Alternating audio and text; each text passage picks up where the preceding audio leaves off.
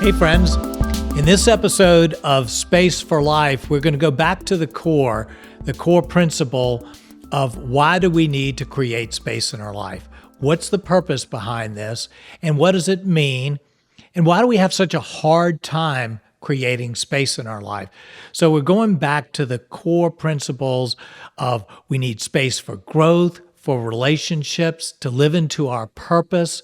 We need space for joy and to hear God. And so Patricia and I are going to dive into all of the core elements that we think lay the foundation for so many of the things that we'll talk about in future weeks. So I think you'll enjoy this episode. Thanks for joining. So I'm excited to do this episode because we are getting back to some of the essentials. Yes. I don't even want to say getting back to the basics because that makes it sound unimportant. And these are like the foundational things that we're going to talk about today. Yeah, it is. And I'm excited to kind of put this in these early episodes as we go forward with the podcast, Space for Life. And there's a lot of intentionality behind that name. And it's both because our culture vastly undervalues space as something that's important, and because of my life's experience that having space is absolutely critical to even the ability to experience life. And so space and life go hand in hand together. And I don't think that's the way people normally think. And so I think in this early episode, I want to dive in a very practical way, in a very specific way of why space is truly important. So the title of the episode is appropriately Creating Space. And creating space, it almost seems like a luxurious thing, but you're saying it's not a luxury, it's a necessity. It's an absolute necessity. Okay. And it's a necessity in the book, Space to Breathe Again. I draw this visual analogy of a paragraph of content that is written with no spaces between words throughout the whole thing. And that paragraph is virtually unreadable. It takes a little bit less space because there's not space between words, but it's gobbledygook. You can't make sense of the content because there's no space. And that's where I think it's so essential, because if we don't have these intentional pauses, if we don't have these spaces in our life throughout in so many different ways, then we're working in overdrive, we're living in pure reaction, and we actually have no ability to experience life without those spaces. So it is absolutely not optional if we want to live a good life. All right, so we're going to talk about 5 different categories of where we are going to need to create space. And those are: we need space for growth, we need space for relationships, we need space to live fully into our purpose, we need space for joy, and we need space to hear God. So let's talk about each one of those. Okay. Which do you want to start with first? We need space for growth? Well, yes, but let me actually start off with talking about all 5 of them together. Oh, okay, let's go. Because I think in reality, if we looked at those 5 areas, so space for growth, space for relationships, space for purpose, space for joy, and space for God, isn't that what we're all looking for in life? You know, that's the whole picture that we all desperately want. Is we don't want to just have a one-track life that is purely for purpose. We don't want to just be grinding day after day growth. We want relationships. We want joy. We also want to grow. We also, at least a lot of us, have a desire to be able to hear God if he could be heard. So this is actually a fullness of life, I think, altogether. And I think the core ingredient behind all of this is space. So I'll use the analogy that I'm borrowing from the Bible when Jesus taught the parable of the sower. And he said, there's this seed that's sown. He didn't even talk about what the seed was. He didn't say, well, this is seed for growth or seed for joy or seed for purpose, whatever. He said, there's this seed.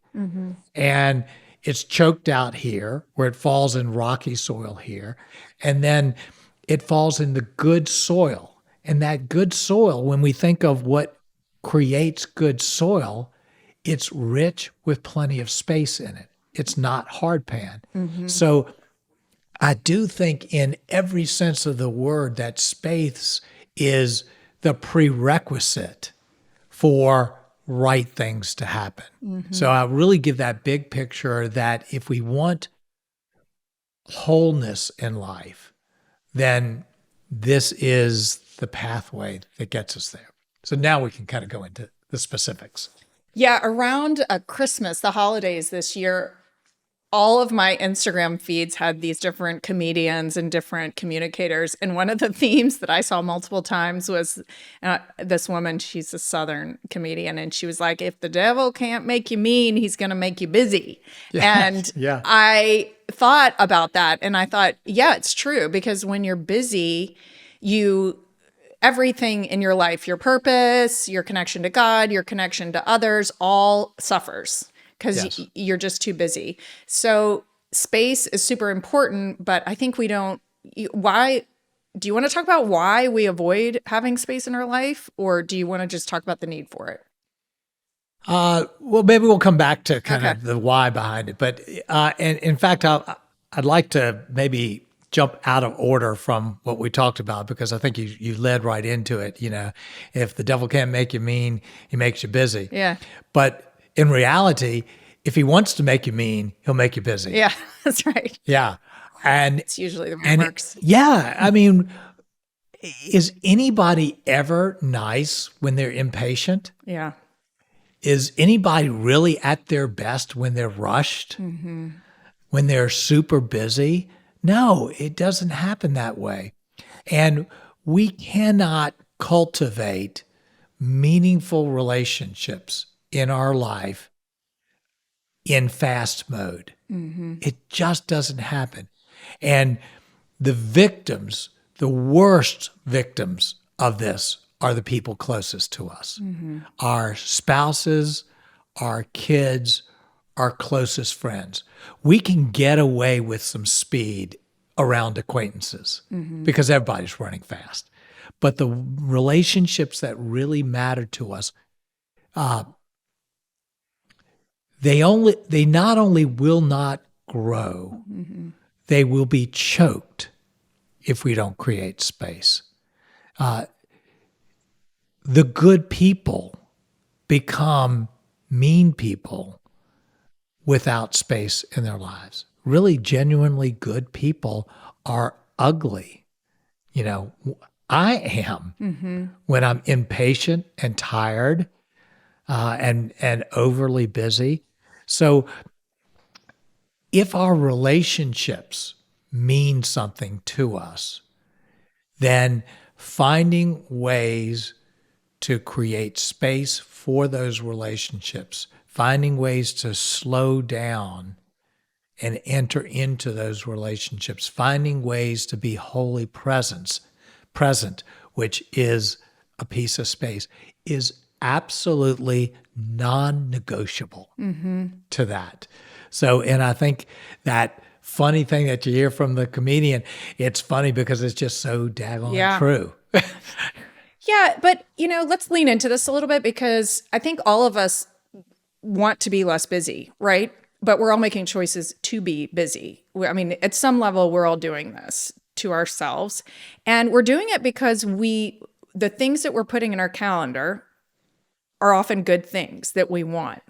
And so we've got this competing value. We want more relaxation. We want more space. We know we're pushing too hard, but we want these other things. And I think depending on, the specific person, it's really helpful to name those competing values. Like, I want my child to be really good at a sport.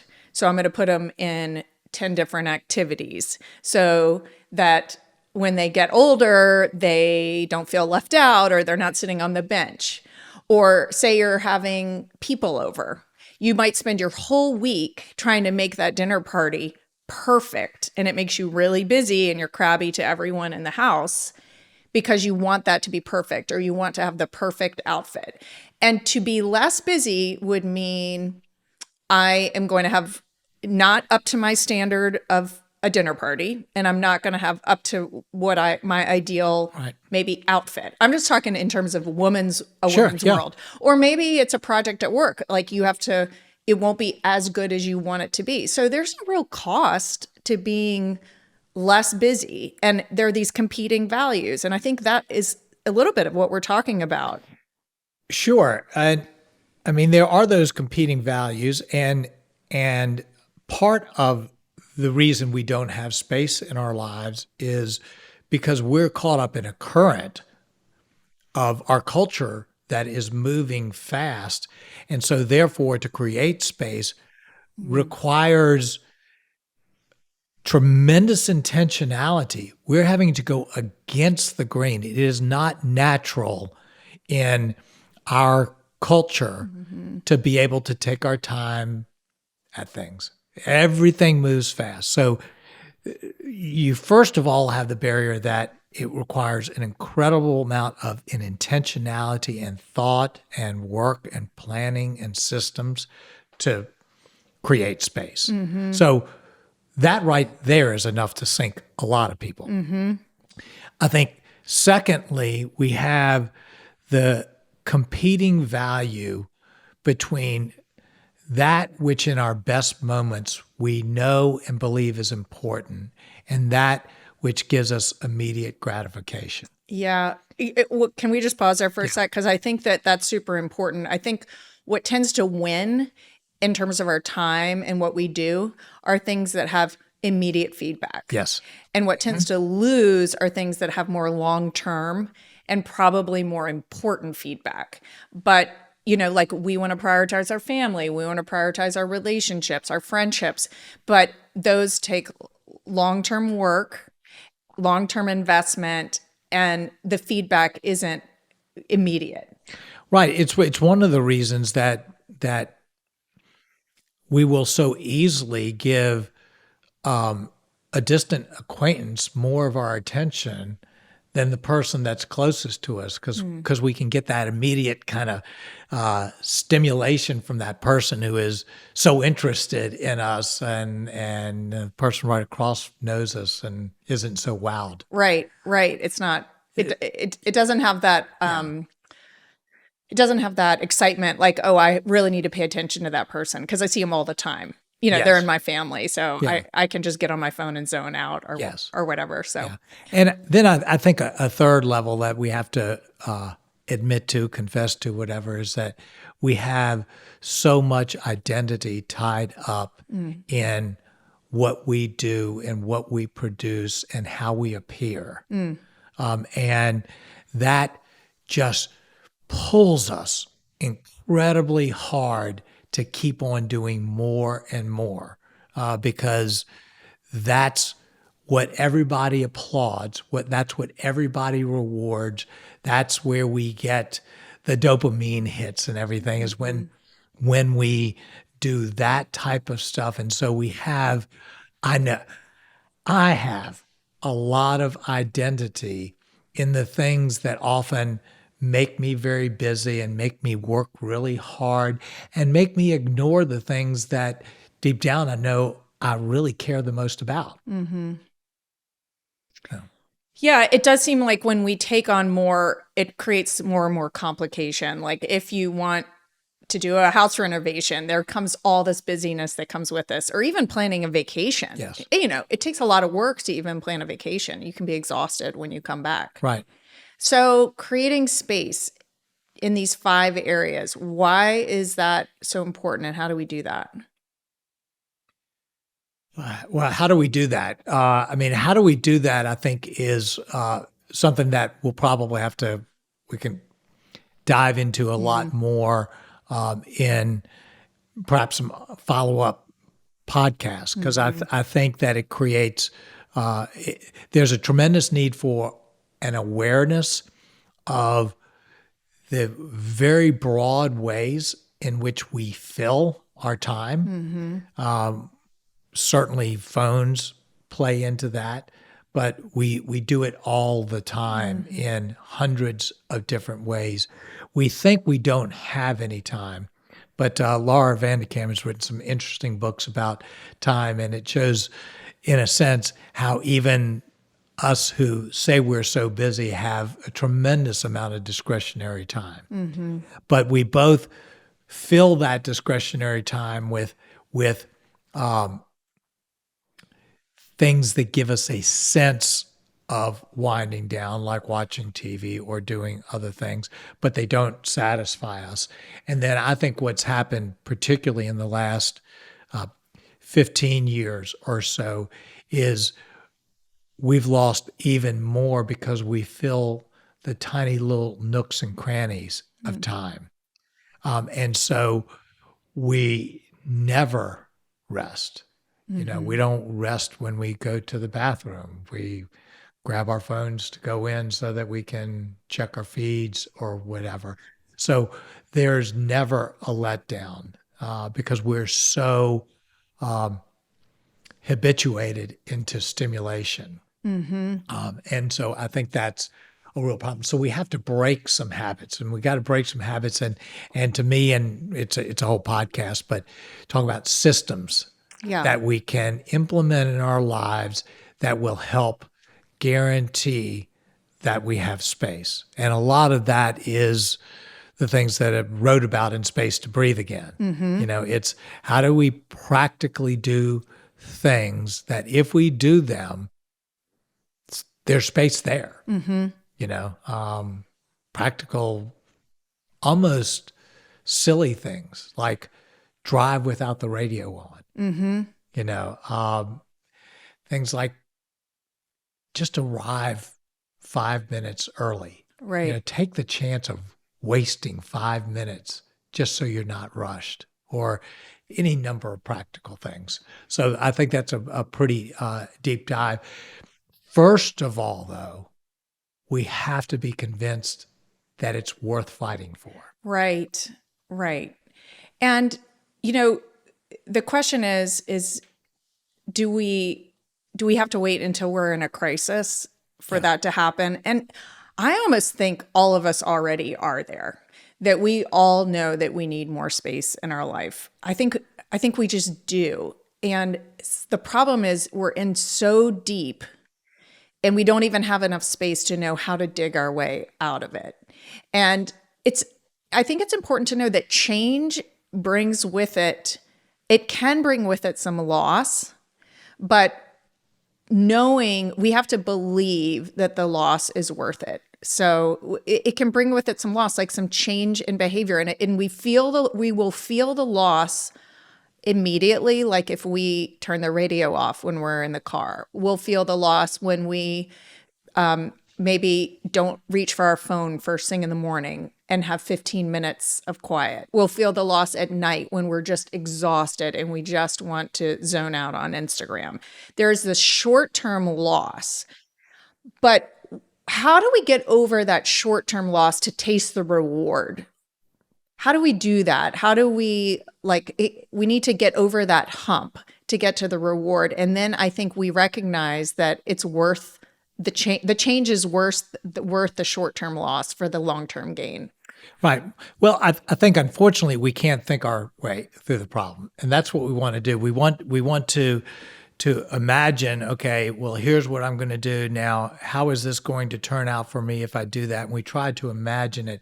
And the reality is, for most people, they will only know that it's worth doing when they do it. Right.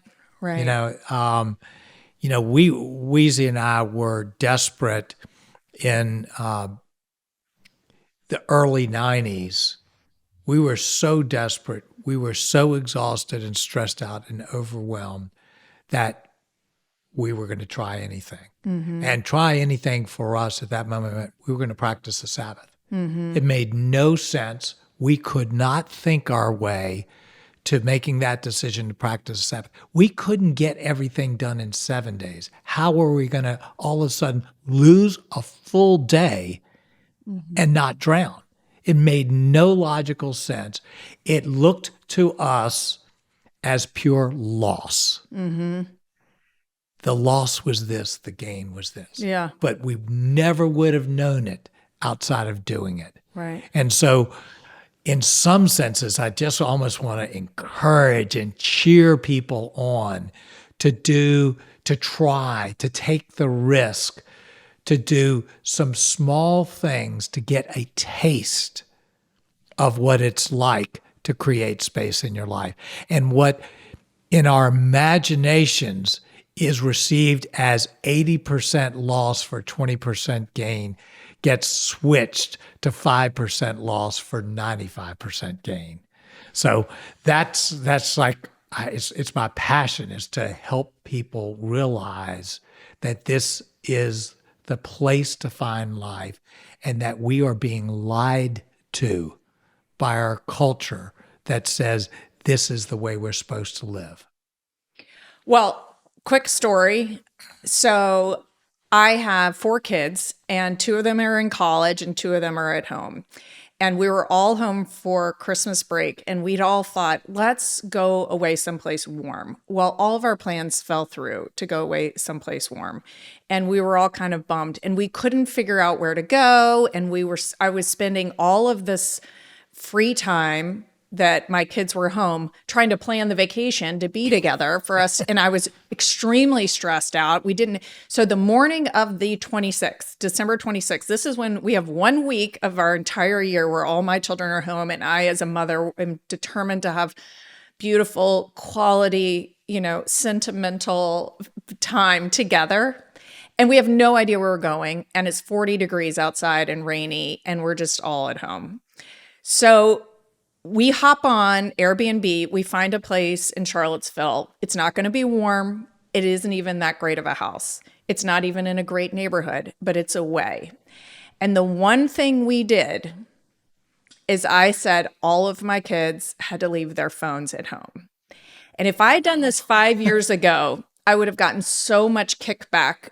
It would have been so hard for me to do it. I couldn't have done it. But because I have 2 college kids and I have hope for this the younger generation because they're figuring it out. These college students have decided and bought into the idea that the phones are actually limiting and taking away joy from their life. So they supported me. My younger 2 did not support me. However, we did it. We went away. And the crazy thing about it is we were in the worst vacation spot that we've ever taken. We had the worst weather that we've ever had. We had no activities planned. And it was one of our best couple of days we've had together in a number of years. And it was relaxing. They were joking around. We were interacting. And I look at your categories of we need space for growth. We need space for relationships. We need space to live fully into our purpose. We need space for joy. We need space to hear God. All of those things naturally started happening just by creating the space. Yeah. And it reminds me, there's this story in one of my favorite childhood books called The Secret Garden. And there's this secret garden that's hidden underneath all these weeds. And within it are all these plants that were planted years and years ago. Beautiful, exquisite plants. But they haven't seen the sunlight because it's so overgrown with the thicket. So these children come in and they clear out the thicket. And it takes work. It's like cutting. But they clear out the thicket, and what happens is all these beautiful plants start to come up. And that's what happened on our vacation. It's so great. All we did. Like, and that's what's so funny about it is the only thicket we needed to clear was the device. Like that was creating so much congestion in our life that we couldn't interact with each other. We couldn't even hear our own thoughts. We couldn't awaken hobbies or interests. Like my kids, I was an English teacher and I love to read, but my kids won't read if they have their phone. I won't read if I have my phone. So they picked up old books that they had wanted to read. It was just amazing what grew out of just clearing out the thicket of that technology. But I dare say you wouldn't have believed what you just told me if you hadn't experienced it. No, and I will say there was a little bit of bickering that happened, but it was hilarious. Like they were bickering like they were little kids again, the way little kids used to bicker. And I laughed. It didn't even bother me because we had no idea that it would be as fun as it would. Yeah. But it took some work to get there, and it was a little bit scary. They had to tell all their people, they're not going to be around. My one son didn't tell any of his friends, and when we got back, they were like, "We thought that you had been in a car accident." Like they thought something terrible had happened to him because he didn't respond to anything. So there were funny stories to it, but overall, I think it was really good because we did create that space, and I'm hoping during these podcasts, because this is what you do, Tommy Thompson, is that you are going to give us some really practical ways. Because I'll speak for myself. I want this. I just don't know how to get there. Yes. And I promise to do that because I know that's so absolutely critical. I want to begin by casting the vision that we're not giving up life to create space, and that space is not just so that we can have an easier life. But it will feel like that at first. I mean, it does come with loss, and I think that's what's important because I think oftentimes when we feel the immediate loss, we give up, but we have to push through overcoming that loss. Because if it didn't have loss, creating space in our life, if we didn't experience some kind of friction to change, we'd all have done it already. Yeah, and I would probably, my experience, so I'm not differing with you other than I would say more it takes work than is loss. Yeah, it takes a lot of work. The work, I think we almost immediately see is worth it, but you are clearing out that thicket, and that thicket doesn't clear out immediately and easily. And so it's work to get there. And I'm sure you're right that there is also loss associated with these things that we're used to pushing our buttons and things like that. So, but the things that I have come to understand is that our relationships are better when we have space. That accomplishment and purpose are enhanced by space. Mm-hmm. We think we're giving up time and therefore we have to accept lesser in terms of what we produce, and it's not true. By creating space, we become more focused and more effective and more prioritized. So my best years have, I think, been absolutely clearly correlated with the degree to which I have space in those years. Mm-hmm. And so certainly space for joy, space to hear God. I hate to say that those are lesser because they're not lesser, but I really want to convince people that the very best, the things that we most desire will come, in a sense, only if we create this space in our life. And sometimes, unfortunately, people don't realize that until it's too late. Mm-hmm. They get 50, they get 60, they've been in nothing but a rat race all their lives, and they've gotten to the top of the ladder to figure out it's up against the wrong wall. And they don't have relationships, and they don't know God, and they're miserable, and they have all of their identity tied in something. So I just want to again, in this episode, I want to encourage and cheer. And then hopefully as we go forward, offer some very practical things about, how do we grow through space? And how do we apply space in our relationships in a positive way? So that's what I think is ahead. And hopefully this is whetting people's appetite for saying, okay, we'll try something, and maybe even for taking that little kind of chance like you took and say, okay, it's totally uncomfortable. I don't know that I buy this at all. I don't even see how it could work, but I'll just maybe try it. Try taking a day off from my phone, something like that. Yeah, well, I like that idea of we have to have space in order to grow. And it goes along with that image of clearing out the thicket for there to be growth. And I'm looking forward to hearing some practical ways and sort of some fun ideas about how to do that. But it is this idea of there's a cost to not creating space. And that cost is that we are unlikely to really grow in all the areas that matter to us. Right. Apart from space, we stagnate. That's what happens. And, one of the things that's fun for me about this podcast is I think that most of the people that are listening are really wired and have a real desire to grow in their lives.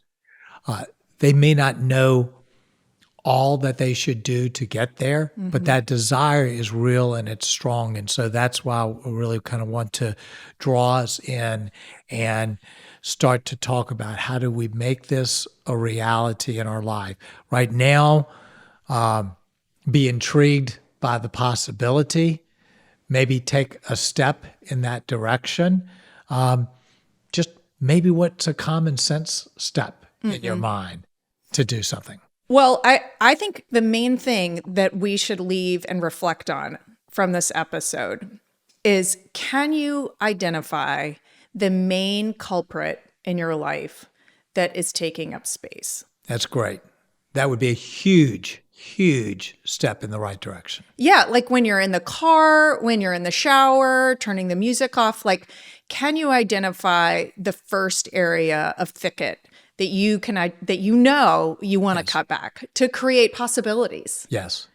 That's so good. And that would be such a positive step of awareness for everybody. So I encourage everybody to grab that question, and do something with it. And so I'd like to leave everybody perhaps with just a couple of verses that I have been so powerful for me from Psalm 23. And I think these verses are powerful regardless of where someone is coming from a faith perspective. But I want perhaps for people to hear the spirit that is behind these verses, because it's what I think we are so desperate and hungry for.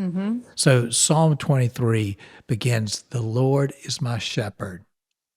I have everything that I need. He makes me to lie down in green pastures. He leads me beside quiet waters. He restores my soul." Isn't that what we just so desperately all want? Is that kind of life? That's found in space. That's great. Thanks, Tommy.